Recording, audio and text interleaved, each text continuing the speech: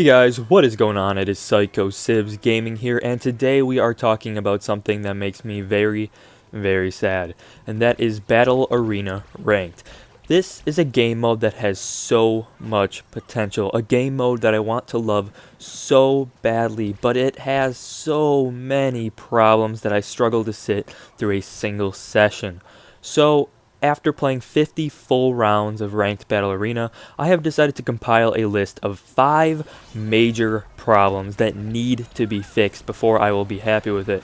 So, without further ado, let's get into the issues. You are watching Psycho Sibs Gaming.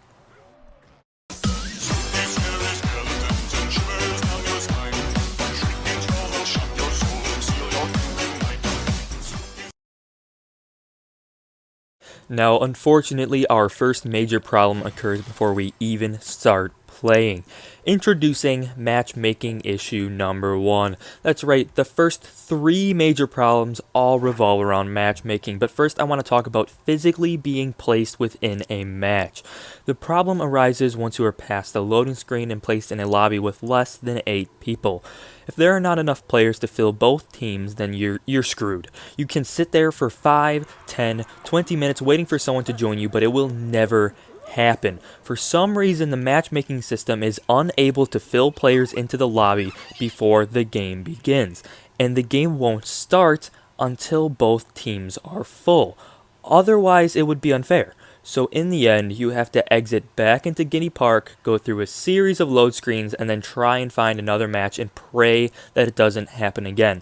This happens to me in probably a third of all the lobbies I enter, which is a significant and significantly annoying problem. And as we'll discuss next, I believe that all of these missing individuals are actually due to a separate major glitch.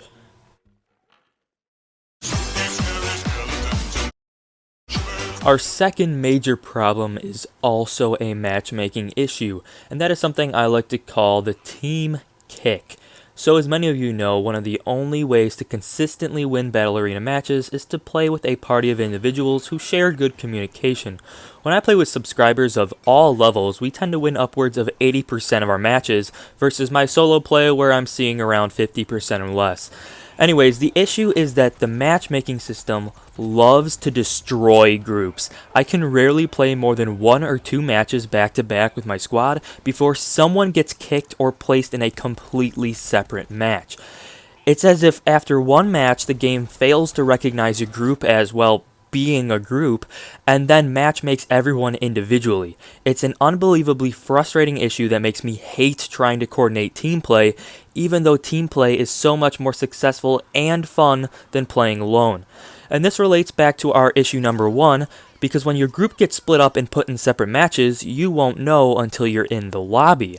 Then when you realize your group got split up, you'll leave the lobby, dooming everyone else to wait for someone to fill the slot, which we all know will never happen. Not to mention, I've seen players who were in a group get split up and put on opposite teams in the next match. Are you kidding me? That brings a whole slew of new issues arising with boosting and such, and if anyone figures out how to exploit this, it will be the death of Battle Arena for good.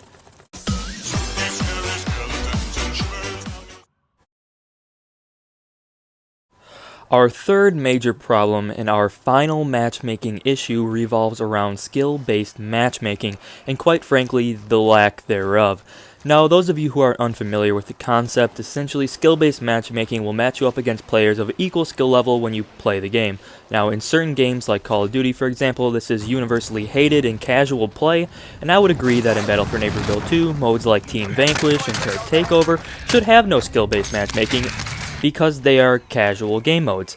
However, Battle Arena is not a casual game mode. It is Battle Arena ranked for a reason. You get ranked. You should be playing against people who are the same skill level as you, and if you get better, you beat them and rank up and face more difficult opponents. New players who haven't played more than 5 minutes should not be getting matched against rank 1000 God squads. Now, I can't confirm whether or not rank-based matchmaking is present, but from playing a lot and from watching my younger sister play, who has quite terrible stats and a C- rank, but the matchmaking doesn't seem to take skill into account, or at least not enough. I blame the relatively small player base and lack of crossplay for this issue personally. If there is some sort of skill-based matchmaking, it may be struggling with the available pool of players with good connection in order to simply find you a match, and I bet that it would prioritize starting lobbies over balancing them. I also blame our next entry on the list. And that is major problem number 4, the ranking system. The ranking system is bad. Right now, unless I'm completely oblivious to something, climbing ranks is purely based on wins and losses. If you win, you move up a notch towards the next rank. If you lose 5 times, you fall down a full rank. In the early ranks, you only need 4 wins to move up, with 5 losses to move down. As you get higher, the required number of wins goes up.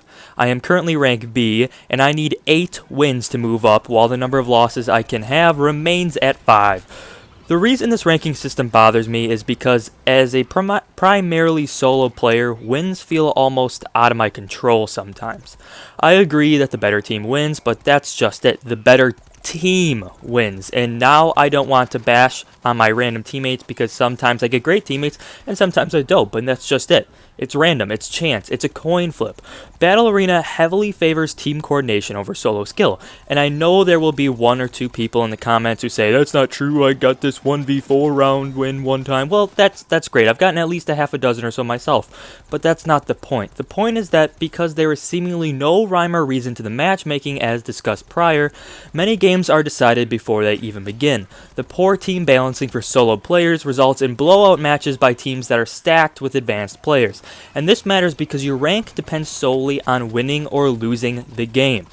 You see, your rank should not be reflective of just your win status, it should be based on a variety of stats from your performance in any given game. If my team gets blown out 4-0, none of my teammates get more than 1 vanquish, but I get 12 vanquishes, I will still be punished. It's like how teachers give out detention to a whole class when just a few kids are misbehaving. You may be the best student ever, but instead of being rewarded for your good actions, you get penalized for the actions of others.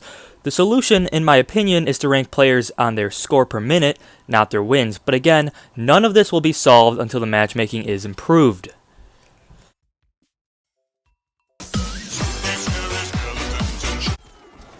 Finally, I want to wrap everything up by talking about players who leave the game.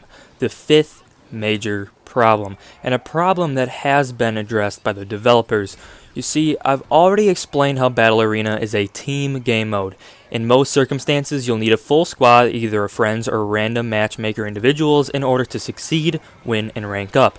This is why when people leave mid-game and your team is short a player, it is so detrimental. It is usually a death sentence to your team and an automatic loss because it is so very important to have 4 players against 4 players. In the beginning of Battle Arena, the poor matchmaking as discussed prior would place these low-skilled players into lobbies with extremely high-leveled players, who I would say usually have lots of experience and therefore are high-skilled.